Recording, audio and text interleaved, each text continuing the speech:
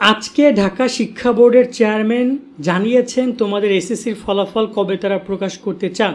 ঢাকা শিক্ষা বোর্ডের চেয়ারম্যানের কথার ভ্যালু অনেক বেশি, কারণ তিনি একই সাথে আন্তঃশিক্ষা সমন্বয় বোর্ডেরও সভাপতি। তারাই মূলত সিদ্ধান্ত নেবেন তারা কবে ফলাফল প্রকাশ করবেন এবং এ ব্যাপারে শিক্ষা মন্ত্রণালয় কী জানাবে, সব কিছুর চেয়ারম্যানের উপর নির্ভর করে। তো চলো আজকে তোমাদেরকে আমরা জানি কীভাবে তোমরা এই ফলাফল জানতে পারবা। তার আগে তোমাদেরকে একটা বিষয় জানিয়ে রাখি, তোমাদের এসএসসির রেজাল্ট তোমরা নিজেরা মোবাইল থেকে দেখতে পারবা। রেজাল্ট দেখার দুইটা নিয়ম রয়েছে, ওয়েবসাইট লিঙ্ক। এগুলো তোমাদের আমি বলবো যে তোমরা এখন থেকে চেষ্টা করবা এই ওয়েবসাইটগুলোর সম্পর্কে পরিচিত রাখতে। প্রথম একটা নিয়ম রয়েছে, এই নিয়মটা তোমরা এই লিঙ্কটাতে পেয়ে যাবা, এবং দ্বিতীয় একটা নিয়ম রয়েছে যেটা তোমরা এই লিঙ্কটাতে পেবা। মূলত প্রথমটায় তুমি এভাবে নম্বর সহ শুধুমাত্র গ্রেড পয়েন্ট আকারে দেখতে পারবা, আর দ্বিতীয়টা তুমি নাম্বার সহ দেখতে পারবা। সো এই লিঙ্কগুলোতে তোমরা ক্লিক করো, এখানে ক্লিক করলে তোমরা রেজাল্ট দেখতে পারবে। আমি পুরো লিঙ্কটা এই আমাদের shobhanasri.com আর্টিকেল লিঙ্কটা আমি ডিসক্রিপশন দিয়ে রাখবো, এখান থেকে এসে তোমরা এই রেজাল্টটা দেখে নিতে পারবা। তো চলো এবার আসি আমরা কথা বলি। একটু ওয়েবসাইটগুলো একটু স্লো কাজ করবে, কারণ এখনও এগুলো সিলেক্ট করে না। আচ্ছা, এই যে 25 দিয়ে দেওয়া হয়েছে, রেজাল্ট প্রকাশ করলে সব তথ্যগুলো দিলে তোমরা রেজাল্ট দেখতে পারবা। বাই দ্য ওয়ে, আমি যদি পয়েন্টে কথা বলি যে তোমাদের ফলাফলটা কীভাবে জানবা তোমরা, ওকে। সো আচ্ছা, ফলাফল কবে দিবে সেটা নিয়ে কথা বলছিলাম। তারা এখানে আমি যদি নিউজটা দেখি, নিউজটা 11 জুনের নিউজ দেখতেই পাচ্ছ তোমরা।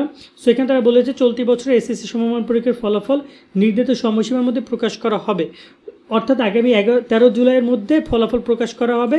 বুধবার 12 জুন গণমাধ্যম, আচ্ছা এখানে 12 জুন হবে না 11 জুন হবে, কারণ 12 জুন এখন হয় নাই, বুধবার আজকে। তো এই হিসেবে তারা বলেছে যে দিল্লি ক্যাম্পাসে আরবকালে এই তথ্য জানান আন্তঃশিক্ষা সমন্বয় বোর্ডের সভাপতি, ওই যে আমি বলছিলাম, এবং ঢাকা শিক্ষা বোর্ডের চেয়ারম্যান অধ্যাপক খন্দকার এহসানুল কবির। তিনি জানিয়েছেন ফলাফল তিনি কবে প্রকাশ করতে চান, অর্থাৎ তারা বলেছেন 13 জুলাইয়ের মধ্যে। এবং তিনি আরও বলেন যে পরীক্ষকরা খাতা মূল্যায়ন শেষে বোর্ডে পাঠাতে শুরু করেছে, অনেক খাতা এখনও আসা বাকি, সবগুলো খাতা নম্বর পাওয়ার পর ইনপুট দেওয়া সহ অন্যান্য কাজ করে কিছুটা সময় লাগবে।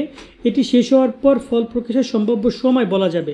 তো তোমরা ইতিমধ্যে বিভিন্ন জায়গায় শুনছো 17 তারিখ রেজাল্ট দিবে, 12 তারিখ রেজাল্ট দিবে, এগুলো সব কিন্তু গুজব। 17 তারিখ তো দিবেই না, এবং 13 জুলাইয়ের মধ্যে তারা ফলাফল দিবে, প্রকাশ করবে, আজকের ঠিক 1 মাসের মধ্যে।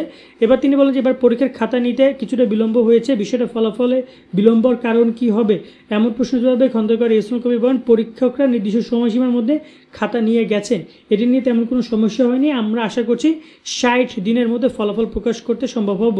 সেক্ষেত্রে আমি জানিয়ে রাখতে চাই নিয়ম রয়েছে, পরীক্ষা শেষ হয় 60 দিনের মধ্যে তোমাদের ফলাফল প্রকাশ করতে হবে। সো তারা সেই 60 দিনের কথা বলেছে। তো পরীক্ষা শুরু হয়েছিল তোমাদের কিন্তু এপ্রিল, এবং শেষ হয়েছে যদি আমরা দেখি মে মাসের 13 তারিখে পরীক্ষা শেষ হয়েছে বাংলা দ্বিতীয় পত্রের মাধ্যমে। তো সেই হিসাব করে 13ই মে, 13ই জুন হচ্ছে তোমার 1 মাস, আর 13 জুলাই হচ্ছে তোমার এখানে 2 মাস।